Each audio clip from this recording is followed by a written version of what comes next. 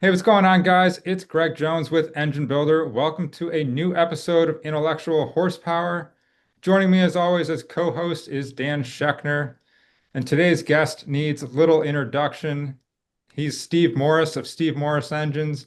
You know him from his high horsepower engine building, the SMX, the SML, his YouTube channel. Steve, welcome to the show. Thanks for joining us. Thank you for having me. Pleasure's all ours. Steve, you and I go back a number of years now at this point. Yep. I think we met maybe back in 2017 at the PRI show. You were doing like a King engine bearings seminar, and Oh, yeah. you remember Yeah, I that? remember that. Yeah, that was quite a while ago. Yeah. Yeah, yeah, for sure, for sure. Yep. But since then we've seen you at a number of the Dragon Drives Hmm. and done some stories together and everything. So it's been Yep. awesome to build that relationship with you. Yeah. Excellent. Yeah. Thank you. Steve, I wanted to start on the content side of things because, as I just mentioned, you've got that big YouTube channel, and if you go back about 5 years ago, you were kind of just getting that stuff started, and you partnered with us here at Engine Builder on helping to share some of that educational content and your Steve Yep. ta type videos. Yep. Uh, So I just wanted to start by asking you if you could see into the future, did you think that your channel and the type of stuff you'd be doing with content was anything like it is today?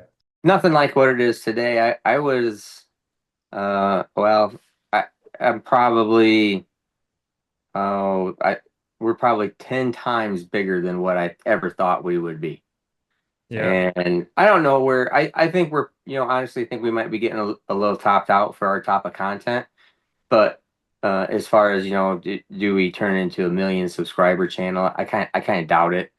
But never know. I don't know. Maybe I'd be surprised. But from where it started out at, we just all I was all I started this whole deal out as was just doing videos so the customer could see his engine run on the dyno, Hmm. and that was the whole basis of it. And then then actually when COVID came around, then I had this idea, and I still didn't understand YouTube. I didn't understand how it really all worked. So then I had this idea of like, oh, people are all sitting at home, nobody's able to do anything, and I did not realize how big YouTube was.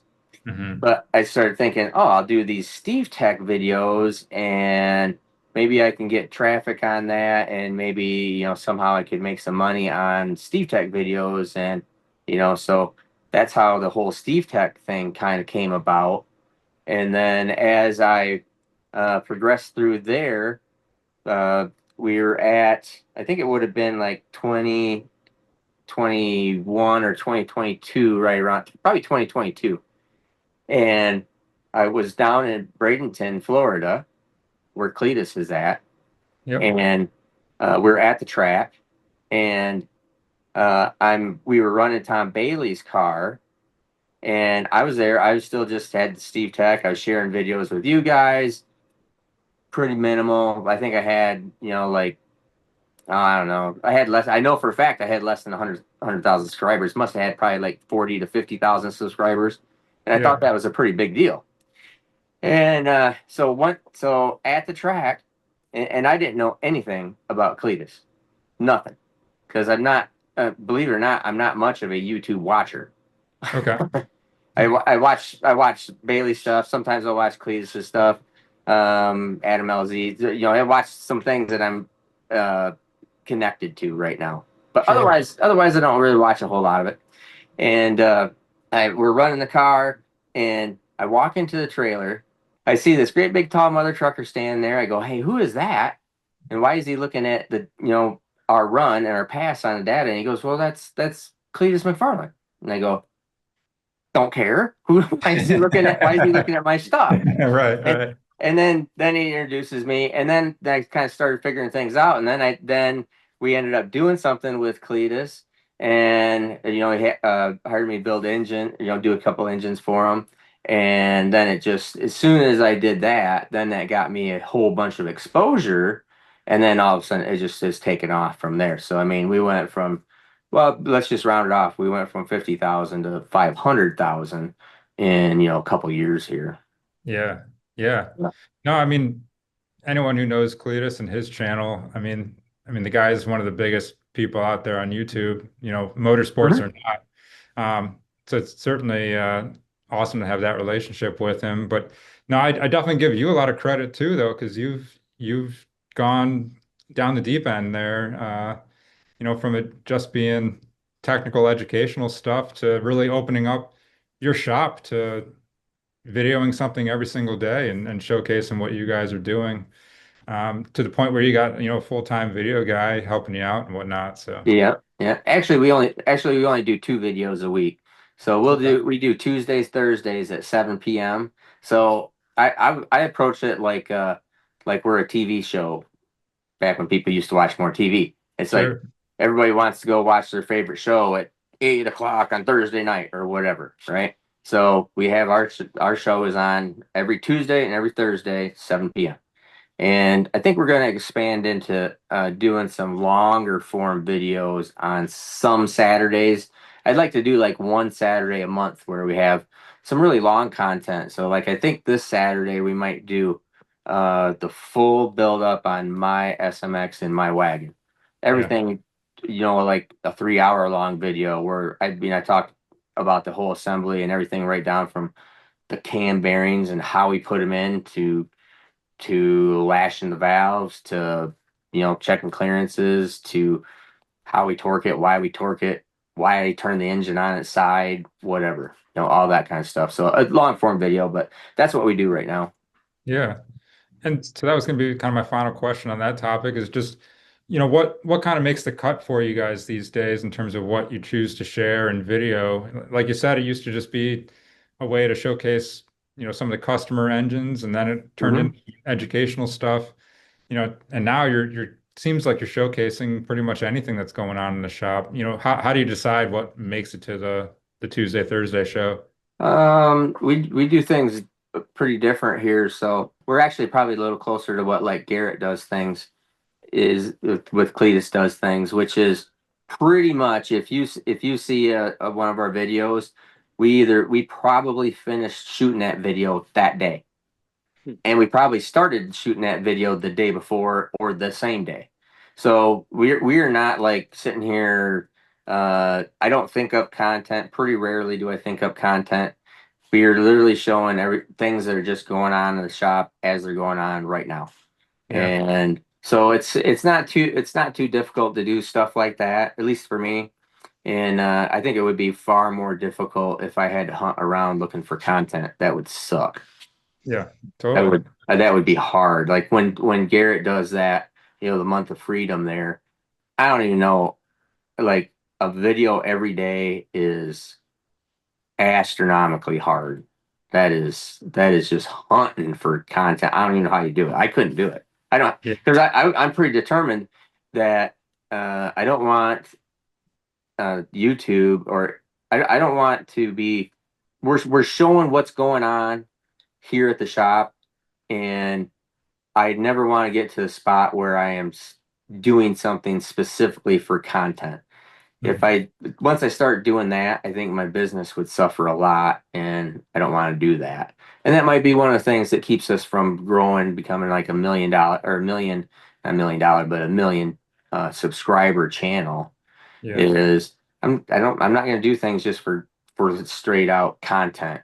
It's like, no, this is what we're doing, this is what we're working on, and sometimes it sucks.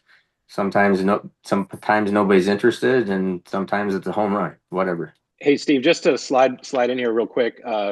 Greg and I were talking a little bit earlier about your videos, and we were just curious, where does the idea come from to document, not just the successes and the end product, but also, the errors or the missed stuff or the fixes or, any kind of Mhm. that. Like, why is that important for you to sort of show the whole process from beginning to end, warts and all?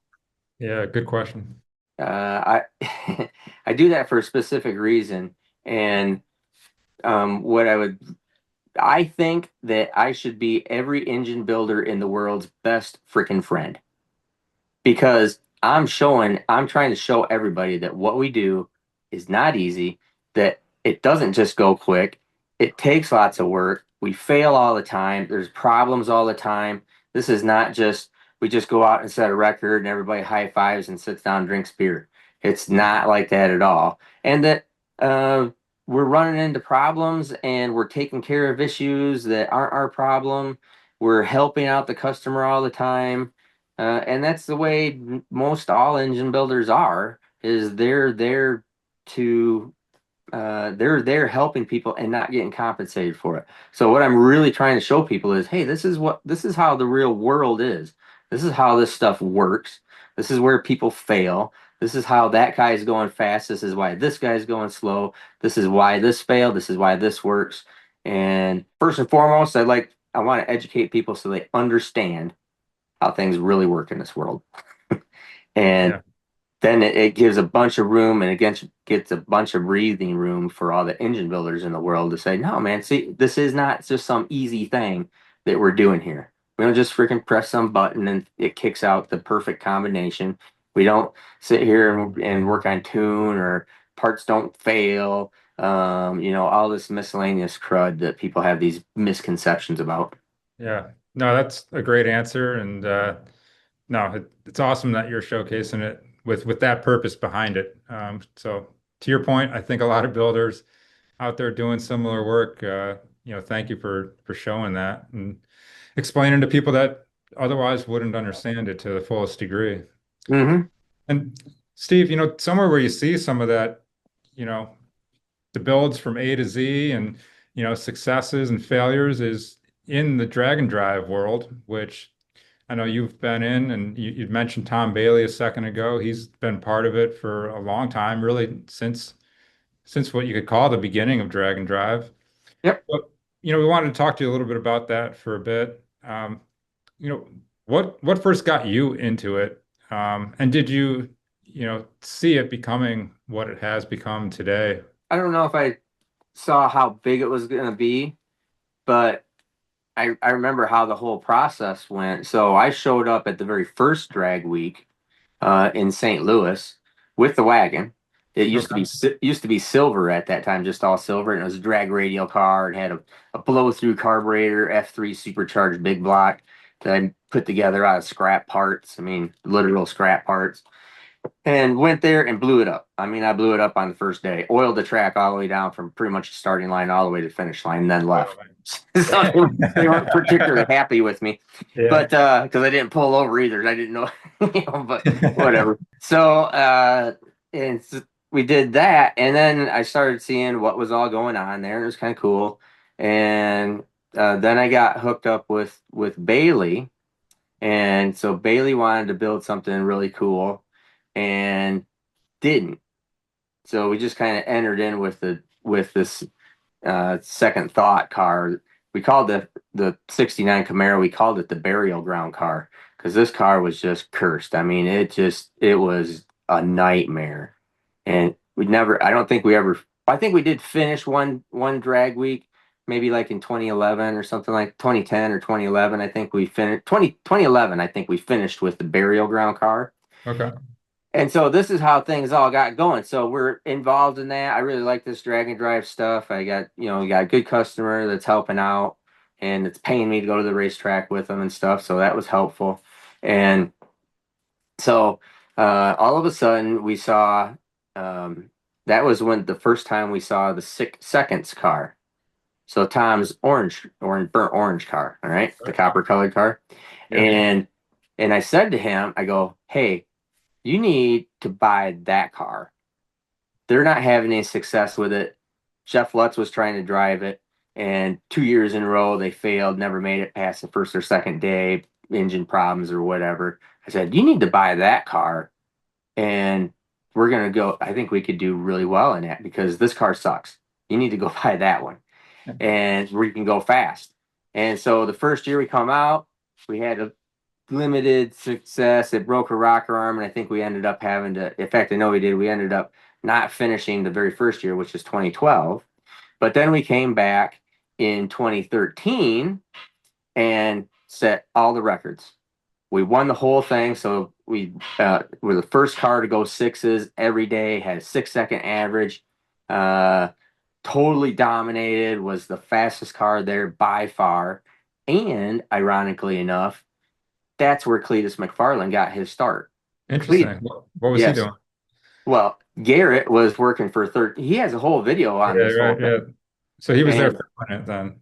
Yeah. he was there. He was leaning up against Tom Bailey's car saying, "Look at these turb skis." Right, And he right. came up with the name Cletus McFarland on the spot on Tom Bailey's car in 2013 when we Yeah. went there and ruled the whole thing. That's where Cletus McFarland started. And he'll tell you that. That's where the whole thing started. The Yeah. name, everything. At the track at Bowling Green, Kentucky that day. And so now we're like the dominant force in it. And it's like, okay, cool. So a little bit later, so this probably would have been so we kept doing drag and drives, 2014. I think we broke. In fact, I know we broke. Yeah, then 2015, Tom built SICK 2.0. So he built the new car. Mhm. At the same time, I started building my car, the wagon, as a pro mod car. Okay. So he did that. So there's a story to this. Then it gets to the SMX and gets to the SML. Everything's all tied together here, which is actually kind of interesting. So he gets the new car. And it's like, okay, now the hunt for 5 seconds is on. We want to go be the first car to ever go 5. So this is like 2015, 2016. And so I'm putting together engines that are all billet, custom, engines. I'm having to buy blocks and buy heads, and we're doing 5-inch floor space stuff, and it's all custom one-off everything. And I soon discovered that the problem with one-off everything is that when one-off everything breaks, there's no something to replace it. Yeah. And then you're just done. And so at that point in time, and so this was like in 2017 or 2018, Tom Bailey made a joke. He says, "Man, wouldn't it be cool if we could take a pro mod engine?" He goes, "You know what? It'd be really funny." He changed his mind. He goes, "It'd be really funny actually if we just mock the engine up in the car, a pro mod engine, and we'll like put water fittings on it and say it's a water jacketed pro mod engine, and everybody will just freak out." And I go, "Oh, that would be funny." And we did it. Yeah. We welded fittings. I welded fittings onto a 481X engine that he bought used, some beater engine that never even ran ever, and welded these fittings on it. And we pretended to have that. Well, when I thought about it, it's like, I think I could make this. I think I could figure out how to build this engine, make the blocks, make the cylinder heads, excuse me, change everything around that I want to change in it. And then I'm going to do it this way because there's really common, readily available parts for this type of platform. I just need to make the block and the heads. And that's exactly what I did. So that's how the SMX is born, was from a joke about, hey, let's push everybody's button and make them think we got this pro modified engine. And I made it. And that's how that actually now we have one, my SMX stuff. So then the next funny part that all ties in is that, so that's how the SMX is born. And then right there, so we do that 2019, I get the engine all done. We go to drag week in 2019, and we're on the last day, the last pass, we go 599. It's the only car that still go 5 seconds in the quarter mile at a drag and drive event after driving all the miles. Did the whole deal with the SMX engine. That's back in 2019. And Tom Bailey still has the same engine in the car right now that he just set the NHRA fastest mile per hour in a door car, period. So he went 263. He owns the record in NHRA with the same engine. I mean, the same engine, physical same engine, not just the same size. It is the same engine that I built for him in 2019. He's never had another engine in the car. Yeah, that's super cool. Yeah. So, and then in 2019, so then we won the Engine Master Award for that engine. Yeah. The SEMA Award. Then me and Tom are starting to talk about, wouldn't it be cool if there was some other kind of like series, because they're something different than just drag week. And I said, "Oh yeah, cool, man. You could do something, blah, blah, blah." Well, he had already been really focusing on the catchphrase 6 seconds, sick 2.0, sick 1.0, etc. I go, you can call, oh man, that'd be cool. Let's call it Sick Week. That's how Sick Week got started. Me and Tom are sitting there talking, and I said, you got to call it Sick Week. That would be sick. You got to Right. you got to keep playing. You got to keep playing on that name. So he developed Sick Week in 2022. So we had a year off there because of COVID. Right. So 2021 was crap. So 2022 rolls around. He develops this whole deal to go down south in Florida. It's opposite time of drag week. So winter time in Florida versus summertime in the Midwest. We do Sick Week. It starts really taking off, being a big deal. And then we were sitting around after the first Sick Week, and he said, this is just amazing how this has taken off and everything's going. He didn't have the magazine yet or any of that other stuff, but him, Luke Newolf, and myself were eating somewhere, and he goes, I think we should do something in the summer, and that would be really cool. I go, call it Sick Summer, because you got to stay with the name, dude. Just stay with the name. Yeah, it's a So whole brand. so that's where Sick Summer started, was there. And so from pretty much there, I mean, that the whole drag and drive thing has now just boomed. And I think it started with Drag Week, but I think it was a really limited form when it was in Drag Week, and then Tom took it to where it is now, honestly. So I mean, Drag Week is like the founding father, but Mhm. Tom Bailey's the president. See, He's George Washington of the deal. But there was other people there involved that got the ball rolling before him. But Sure. he's the one that made it all happen, in my opinion. Yeah. Steve, are you getting royalties from all these franchises and all the success that they're having now? I wish. Now, Tom, I mean, he's gotten that thing so big. I mean, obviously, he's my buddy, and we still do everything together. But that's all his deal. It's all cool. I'm pretty sure now that he's got the car all figured out again, because now after all this time, he had after he built this whole Sick Week deal, the Sick Summer, and all that stuff. It really took a lot of attention away from the car. Now he's putting more attention in the car. The car is like now working really well, where it's going 570s, like Wow. like a bracket car. Wow. So I know he's going to be gung ho to do Drag Week and want me to go with him and do the whole deal, and which is fine. So maybe this year we'll do Drag Week like that, and be the first car to do a 5 second average, since we're the first car to do a six Yeah. second average. Yeah. Along those lines, it is interesting. I think you're right in terms of, the influence Tom has had and Sick Week has had in, certainly the last 4 or 5 years of drag and drives. But what's interesting is, you've had some struggles over the years, and Tom, I don't think has ever finished a Sick Week at his own event. No, he's never made his own Sick Week yet. No, I Yeah. haven't done that. So, that's kind of where I wanted to go next, is just, talk to us a little bit about that whole thing in terms of like just how difficult it is to go that fast on the track and to drive that many miles with those types of engines and those types of cars. And, obviously there's a whole bunch of different classes involved, but no matter what, that week is a grind to Mhm. make it through. So just talk about some of those challenges that are involved. Yeah, I mean, the drive is typically the bigger problem in the whole deal in a car like Tom's or a car like mine. Yeah. Um, if we were just racing the car, not to demean what that is, but it'd be easy, Mhm. and we go faster because you'd be sitting there focusing on going faster. For instance, even if you show up at a regular, 1, 2, 3 day event, not a drag and drive, but a regular drag race event, you got testing, you got qualifying passes, and then you got eliminations. And you go out and you go, oh, that didn't work. All right, on our next pass, we're going to change this and do it. No, in drag and drive, you're done. Get the fudge out of here. You're done. They just closed the track. You get one shot. That's it. You either make it or you don't. Yeah.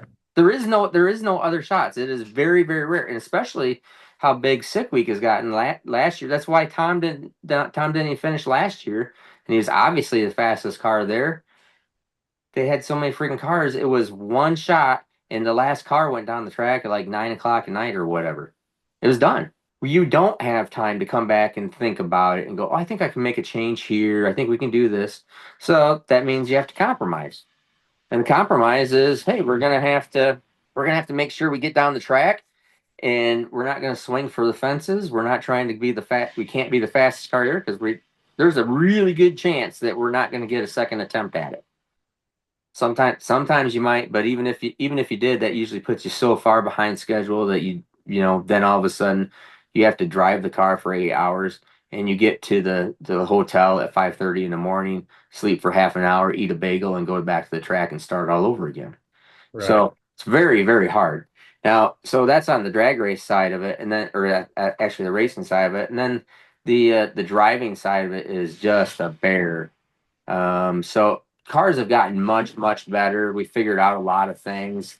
Me and Tom had figured out a lot of things, and because obviously when we were the first car to go sixes, we were just plain out good right there. We figured out all the things that broke in the car, valve train parts, et cetera, et cetera. But cars have gotten a lot better. I think people have started figuring out.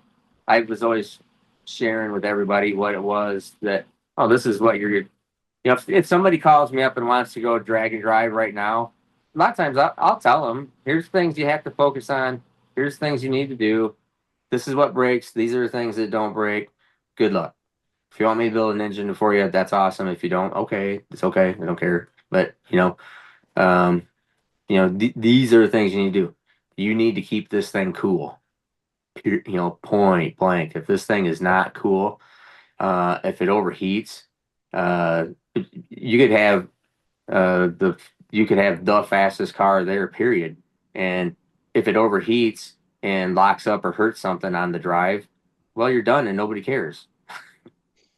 Right. So, the drive is hard. The drive is hard on parts. It's hard on engine parts, hard on car parts. The faster you go, the harder it is on parts. Yeah. The event itself sounds like an Ironman triathlon, right? I mean, it's just grueling, and there's all these different, variables coming at you. Talk about the culture a little bit, and is there the same kind of feeling at a drag and drive event as you get at a traditional drag race, in terms of what's going on in the pits and the types of variables that you're sort of fighting against? People talk about the drag and drive culture, and most people I always hear people say they think it's different and it's really great. Well, I think it's really great, but I think it's really basically the same. I don't get some significantly different feel when I'm at a regular event than I do when it's at a drag and drive event. I think maybe the only thing that would be different in a drag and drive event is most everybody there in the faster guys. If these are slower cars, so let's say 850 and slower, that's easy. I mean, that's like, in my world, that's like just taking your brand new Corvette out of town. To me, it's about the same, because it's nice and easy. Like our sugar mama car, my car that my wife started driving, now my daughter drives. That car is cheap. The girls just change tires in it and go race it. Stop at the gas station, fill it up, and go race it.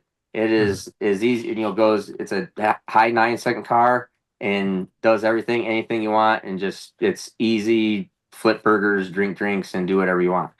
But our cars are, just astronomically different. So all those people in our faster classes, the only thing they really understand is, and how we have camaraderie is, they understand how hard it is to do what we're doing. And they understand that it's like, if I can't talk right now, it's because I gotta go. We gotta go we have to go drive that stupid freaking hot car for 8 hours through Washington, D.C. I mean, that was my favorite place that we drove drove Tom's car through, or through the freaking hurricane in 2018, when we have that really famous picture of driving 1.0, and it is raining so hard inside and outside of the car, you could not freaking believe it. They at least understand our whole deal. You know what I mean? Yeah.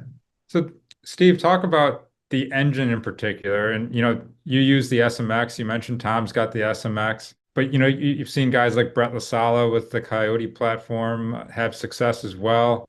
What goes into the build that makes it live, that makes it be able to do the street drive and the drag and drive stuff successfully?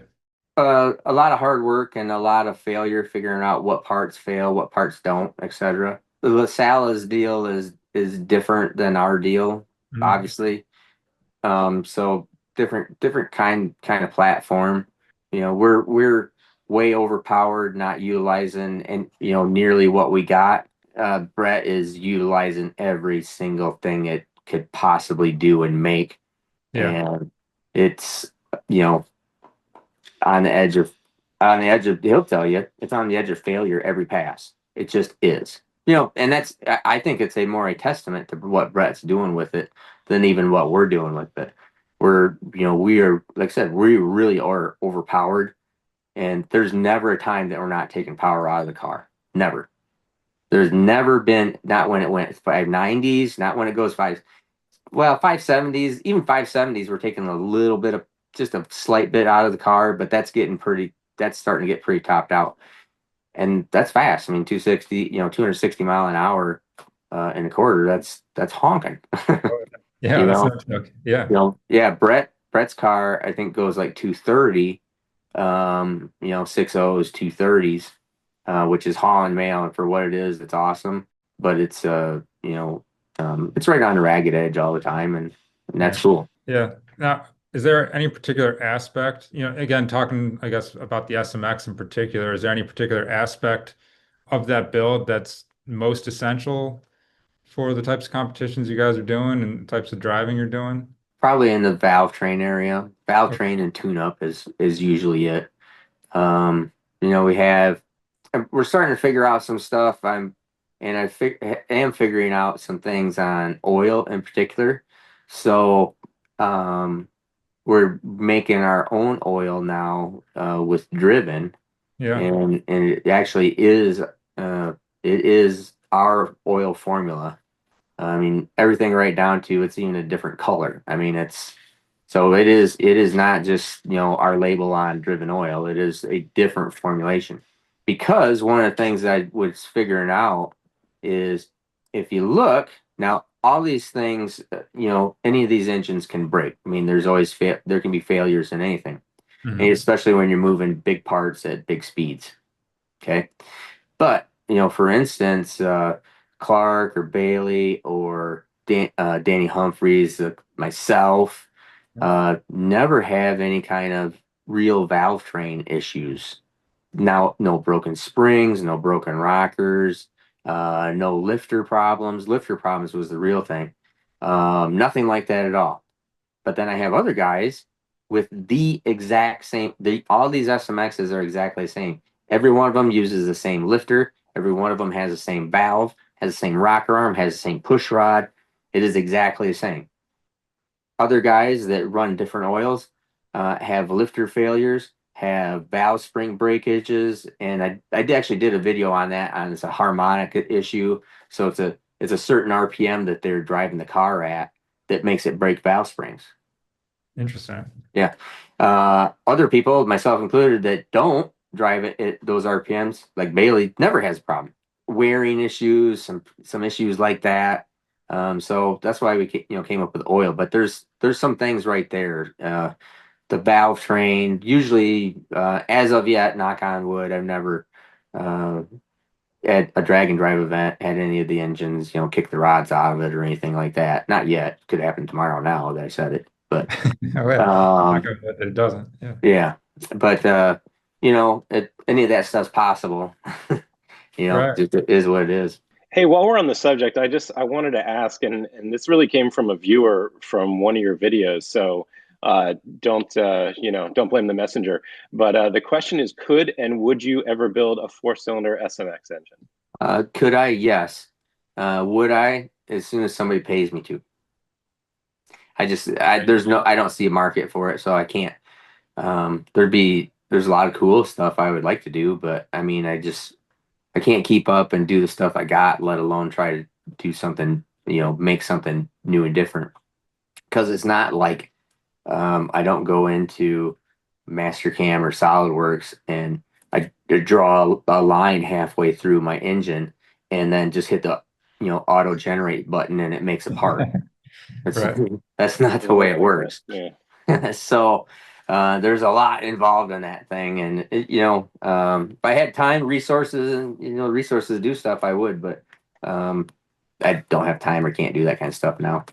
Steve, the other engine that you have developed and put a lot of time and resources into is the SML, Mhm. which your LS based engine there. Do you want Mhm. to talk a little bit about what's gone into that? Because that's also starting to pop up in some drag and drive competition and Well, my SML hasn't been in any drag and drives as of yet. okay. So we're getting it out into cars, and so I've had that available now for this would be the second year that I've had available for SML stuff. And almost everybody, uh in fact, actually it is every single person that has one of those engines does not have a finished race car. Okay. They have the engine, and it's Yeah. not it's not finished yet. I have one that's sitting in the shop right now with the whole complete car, and he's waiting to get it into his chassis shop because it's done and been sitting here for months. Yeah. So, it's just kind of funny that way. And I think the engine is, in fact, I know the engine is going to be really good, and it is really good. And I'm 100% confident in it, like I am in the SMX engine. Um, we took care of issues. The primary issue of every LS in the world is gonna have, if it doesn't have already, a head gasket problem. They, that's just what they do. We totally 100% eliminated that. I've run these things now in a 3,000 horsepower plus area, tested, and you can pull the heads off of these things, and the head gasket looks like brand new because of new head bolts, head bolt pattern, Yeah. and not just your bull crap 6-bolt head. These are a real deal symmetrical pattern, half-inch head stud all the way around. So we moved head studs. My heads will not fit on any LS block, and no LS cylinder head will fit on my block because of the head bolt pattern is so significantly different. It's not even interchangeable at all. Right. But the rest of the parts are. So it's still rebuildable, usable, and you can grab my SML engine and replace your head gasket pop in LS and put more boost to it, put more power to it, and not have the same problems that you just had. And it all fits. Everything else just bolts right up. Your hot side, cold side, everything would bolt up. Steve, between the SMX and the SML and a couple other things that you guys have done in the shop lately, it seems like you're really starting to get into a lot of that engine development stuff, and you've got the machinery in the shop to be able to kind of Mm-hmm. create what you want. Um, as you mentioned, as long as time and resources are there to do it. Yep. Um, is that kind of where you guys are starting to make a shift towards doing more of that? No, not yet. I mean, I'm working on our Streamliner program. So our Streamliner program, to be, like a speed demon, like a George Poteet's speed demon. Mhm. This is Vance. This is his deal. So I mean, the goal is to be the fastest piston engine in the world. So they have the resources, and I'm working on stuff right now. I mean, I have some videos out, and that engine is actually still on the dyno. And if anybody wanted to go back and just look at I think I titled it "World's Fastest Piston Engine" or something like that. We have some preliminary videos out. So I mean, this makes 4,000 plus horsepower, and we have worn. I haven't shown these videos yet. This is a video that has been a long process video. Most Yeah. every video, like I said, is the same day. This one, because we've been working on it for so long, I mean, it probably at this point in time, I think it probably has at least 200 dyno pulls on it. on a Wow. 4,000 horsepower engine. And we've run this. They wanted to run it's a 10-speed transmission in the streamliner. They wanted to run. We needed to duplicate the power curve and RPM in every gear. So in first gear, it needs to make this much horsepower and go to this much horsepower. Then it needs to shift and go from this horsepower to this horsepower. Then it shifts again, it goes to this horsepower and this horsepower. So we're running this engine going, nope, made too much. Okay, let's go backwards. Nope, made too little. Okay, now let's. So we're just keep on pulling on it, pulling on it, pulling on it, setting up these power curves for each individual gear. Wow. So when they put this in the streamliner, it is literally going to be, the driver puts the pedal on the floor and just aims straight, and the car drives itself to 500 mile an hour. Wow. Yeah, so it's pretty crazy. So I'm really excited about that, and I think we're going to be doing like 5 engines for it. We're just finishing up the first one and all the preliminary testing on it, so we can go back in and do the other engines, because they're going to do other engines for other classes at Bonneville and Mirage or wherever else they're all going to race this thing, where gas engines, different cubic inch limits, and then obviously the unlimited, 500 mile an hour deal. Steve, out of curiosity, kind of like hypothetically, obviously you're talking about the engine dyno. Could the streamliner end up on a hub dyno? Like, is that something you could even? Yeah, actually, I think they're talking about bringing over, and we might put it on the hub dyno. The hub dyno is actually a little more practical to do it on than what an engine dyno is, because we do have some problems with the engine dyno, especially at really high horsepower stuff, of boiling all the water out the brake, because we can't run it that long. And then currently there is no engine dyno that is like big. There's no such thing as a eddy current dyno that is big enough to do 4,000, 5,000 horsepower at 10,000 RPM. Yeah. There's no such thing yet. Doesn't mean they're not going to build it, but there's no such thing yet. Most of the super high end, like the Cup car dynos, where they just they can simulate an entire race with an engine. Those things are in 1,000 to 1,500 horsepower capability. So I mean, they're not even practical for us. I mean, that's first gear. Yeah. Right. So what are we going to do the rest of the time? Yeah. So, but the hub dyno, I think, has the potential of doing it. I think we could probably keep it cool. I think it's possible. Yeah. That'd be neat. Yeah, we did a story actually on hub dynos not too long ago, and I know that in one of your videos you had mentioned making some upgrades and modifications to yours. What did you do? And can you just walk us through that real quick and kind of explain what you did and why? Oh, we just did a soft. Mainly, the hardware is good. Actually, we ended up having a problem with the hardware we didn't know we had. So it was it's a power supply and software upgrade from a company called Your Dyno in Norway. And so the company owner's name is Jostein. So he's the engineer and owner, and I wear that poor guy out. So since they're 6 hours ahead, I've had him on the phone where I know it's midnight where he's at, and he's still on the phone.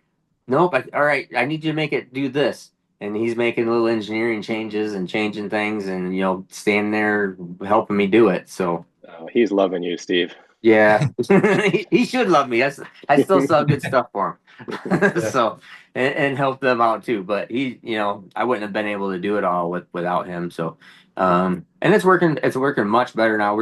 I think he's working on another revision on it right now of some other stuff that I wanted to do, but we're getting really close on it being really something really cool. So Steve, one final topic area for you here. You're well known for saying nitrous sucks, and you got much more love for the turbos and supercharger engines out there. We're just curious, why that is, and again, what do you like so much about turbocharged or supercharged engine platforms? It's the favorite power adder of God himself.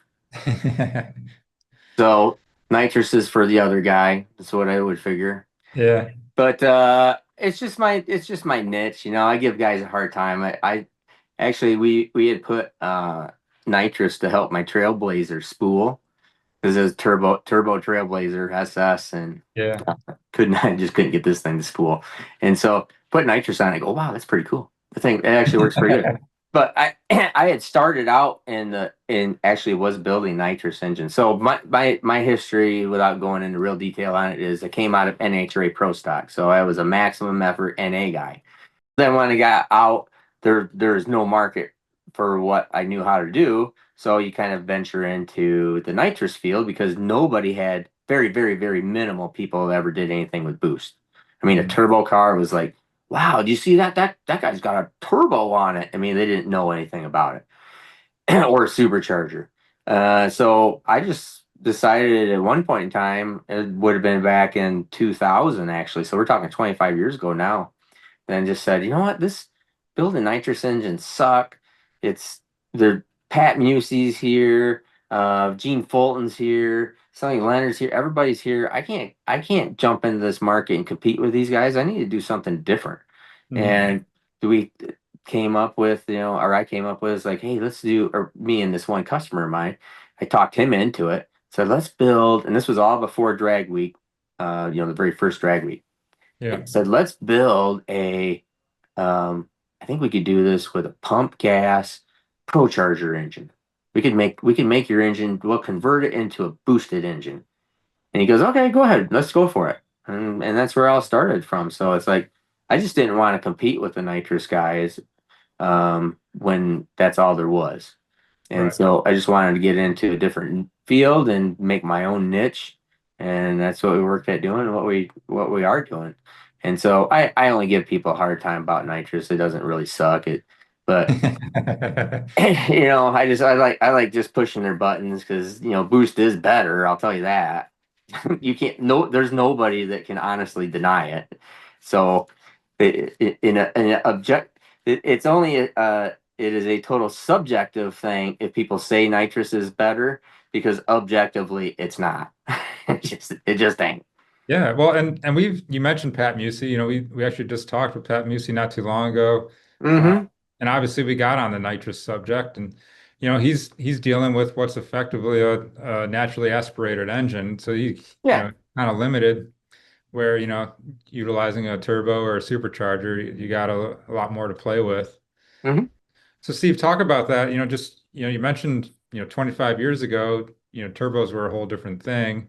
Uh, these days they're really pretty prevalent, and it's rare Mm-hmm. to see engines without them. Um, Yeah. so how far has that technology come, and some of the stuff that you guys are doing? I don't know. It's I remember the first engine that we made 1,000 horsepower on, and the first engine I made 2,000. The first 3,000, the first 4,000, and the first 5,000 horsepower engine. So things just continue to progress and change, and as we figure things out and understand what makes things live, how to keep things from breaking, then they just keep on getting better. Um, as far as the technology goes, most everybody is the power level has always been there from the beginning with turbos. Honestly, it's all been power management. So people, EFI companies are doing such a better job of power management and control. So you can control all that power. I mean, if there was no if everybody was racing on wastegates and wastegate spring with a MSD 7AL box and a carburetor, ProCharge, there wouldn't be very many boosted engines in the world Yeah. because they would be uncontrollable. So it's just all the control that you have that makes them what they are. At least with nitrous, you could continue to progressively, add a stage or go bigger, bigger, and bigger, work things out. But they got to have some power management also, obviously, and control on how they're adding power, and that's how they're going faster. But if there wasn't electronics, boosted engines wouldn't be anywhere. Everybody'd still be racing carburetors and nitrous Sure. oxide back in the old fastest streetcar days. Yeah. Yeah. Very good. Well, Steve, with that, we'll turn it over to you. Just let us know if there's anything else that you want to talk about that you guys have going on there at Steve Morris Engines, or just anything else that kind of has your focus or attention at the moment, or things you're looking forward to. What do you kind of have on the horizon? Like I said, the Streamliner I'm pretty excited about Mhm. getting more SMLs out there. I think we'll finally have some SMLs in some Dragon drives this year. We're gonna have a lot of we're planning on having tur turbo SMXs, obviously supercharged SMXs and screw blower SMXs, and then in SMLs out there we'll have turbocharged stuff. We're I also have SMXs and working on one right now in a boat, Okay. and we'd like to be seeing more in the boat market because it's a really ideal high horsepower boat engine. We're also in the preliminary stages on a couple different things of um, SMXs and a Baja 1500 type truck. So Yeah. trophy off-road trucking. So and naturally aspirated SMX. So that all the same platform. And and I'm just getting ready to send out right now a pulling tractor SMX. So pulling Nice. tractor, off-road, marine, drag and drive, NA all on the exact same engine. Yeah. Different power adders or no power adders. And then also we're working on pretty excited here or this month, end of this month, we'll be testing our Pro Drift big block Chevrolet with Adam LZ. Yeah. Yeah. We just saw that. That was about a week ago from when we're talking to you now. Yeah. Yeah, yeah. So it's I think that's going to be a really big thing. I think it's going to be really cool. So 8,500 RPM, 632 cubic inch drift engine. Yeah. So I think it'll So be cool. how much needs to change from application to application? Like, it sounded like three or four of those that you mentioned are kind of those endurance type applications. So they're kind of similar, but a few of the other ones are quite different. Um, so, what changes engine to engine when they're going into different applications like that? So in a so none of those combinations that I talked about there are a maximum effort NA. So Hmm. probably the two things, ironically enough, the thing that I originally came out of was maximum effort NA, NHRA Pro Stock. But the thing that I do the least of now is maximum effort NA stuff, or nitrous stuff. So everything that we're doing is some type of endurance deal. So most all of my things are sharing that common platform of I understand of what we can, everything that I build, I could make more horsepower with. I commonly say that making horsepower is not the problem because Yeah. it's not. Making horsepower is easy. Keeping this stuff alive is the problem, Right.